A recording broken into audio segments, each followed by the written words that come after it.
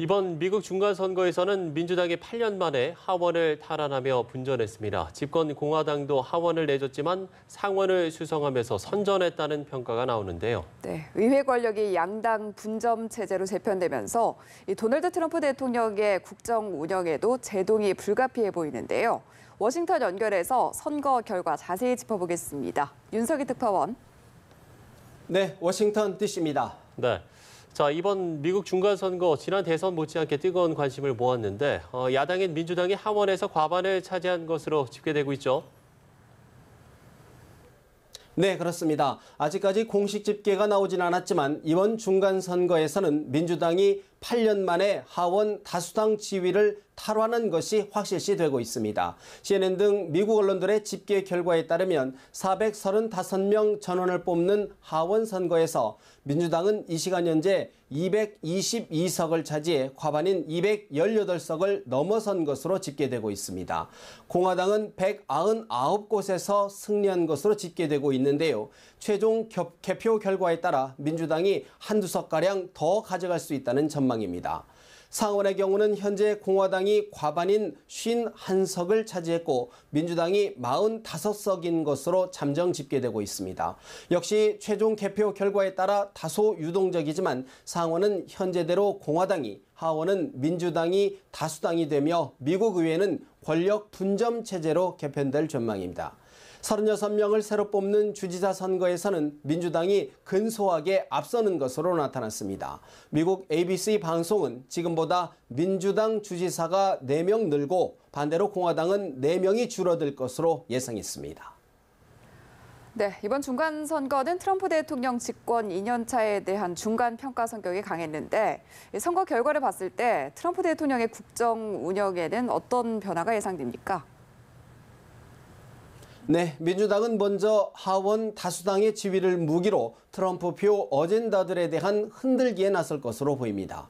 당정 트럼프 대통령이 선거 기간 논란의 핵심이었던 반이민 정책을 비롯해 보호무역주의 노선 등 미국 우선주의의 깃발을 내걸고 밀어붙였던 어젠다들이 의회 내에서 벽에 부딪힐 수 있습니다.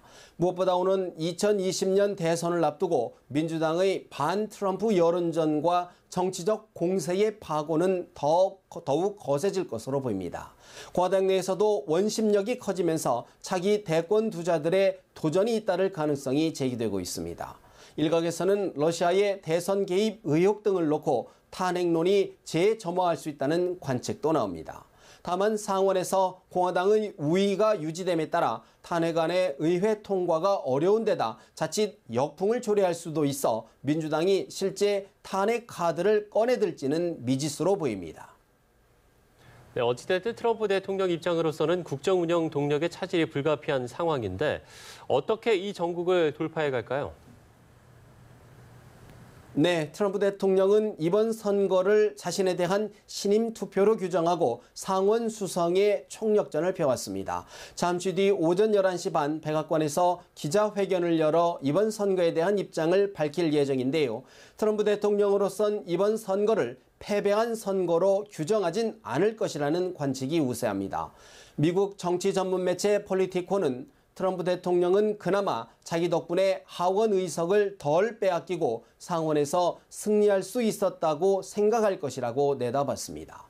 일부 정책에서 민주당과 협치를 추구하는 기조 변화를 꾀하겠지만 트럼프 대통령 특유의 스타일을 감안할 때 민주당과 정면 충돌을 감수하는 벼랑 끝 전술로 전국을 돌파해 갈 것이라는 관측입니다. 중간선거가 전통적으로 여당의 무덤으로 인식돼 온 데다 대통령의 연임 도전 실패로 바로 연결되지는 않았다는 점에서 정치적 충격파가 예상보다 크지 않을 수 있다는 분석도 나옵니다. 네, 그리고 우리로서는 이번 선거 결과가 북한과의 비핵화 협상 등 한반도 정책엔 어떤 영향을 미칠지 주목되는 상황인데 어떤 전망들이 나오고 있습니까? 네, 일단 하원의 지형 재편이 큰 틀이 한반도 정책 방향 변화로 이어지지는 않을 것이라는 게 워싱턴 외교가 안팎의 대체적인 관측입니다. 트럼프 대통령이 대북 관여 정책으로 선회하면서 외교적 해법을 주장해온 민주당 간의 간극이 없어진 데다 공화당과 민주당 모두 선 비핵화 후 제재 해제 원칙에 공감대를 형성하고 있기 때문입니다. 하지만 공화당의 의회 독식 구조가 붕괴되면서 트럼프 행정부의 전반적인 국정운영 드라이브에 제동이 걸리게 되고 따라서 북미 대화의 동력도 다소 약화하는 게 아니냐는 관측도 나옵니다. 당초 오는 8일 뉴욕에서 열릴 예정이었던 마이크 폼페이오 국무장관과 김영철 북한 노동당 부위원장의 북미 고위급 회담도 전격 연기가 됐는데요. 이번 중간선거 결과와 직접적인 연관성은 없어 보이지만 2차 북미 정상회담의 추동력도 다소 떨어질 수 있다는 관측이 나옵니다. 더욱이 북한의 비핵화 실행 조치 뜸들이기 등으로 북미 협상이 지지부진할 경우 미국 내 회의론이 고조하면서 트럼프 행정부가 선거 전 관리 국면에서 탈피해 대북 강경론으로 선회할 가능성도 완전히 배제할 수 없다는 시각도 없지 않습니다. 다만 트럼프 대통령으로선 재선 가도에서 대북 문제를 주요 외교적 성과의 하나로 부각하려고 할 가능성이 큰 만큼 급격한 정책 변화를 꾀하기보다는 현재의 모멘텀을 계속 이어가려 할 것이라는 관측에 무게가 실립니다. 지금까지 워싱턴에서 전해드렸습니다.